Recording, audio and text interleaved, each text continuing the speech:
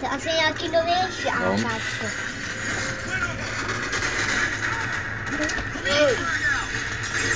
Tak běž dopředu, ne?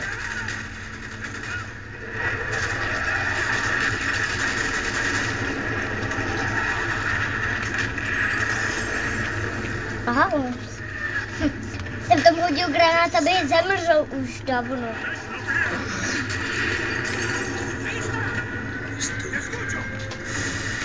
Tady je. Tam máš kulomety na stole. Má nějaký zpomalený.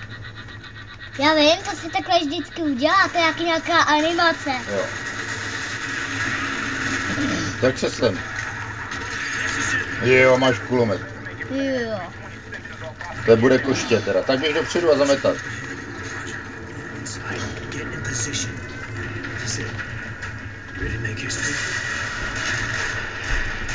Do hlavy ho bere. Tu ne? Mám to v břichu. To asi nikomu nevadí. Tak běž. To je AKčko, Na co máš ten kulomet? To je lehký kulomet. Jo. Jak se s tím hodil, s tím nábojem? Já vím, to je hustý, co? Black Ops.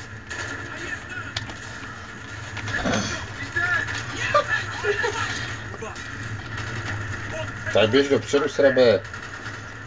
Už máš takovouhle zbraň. No.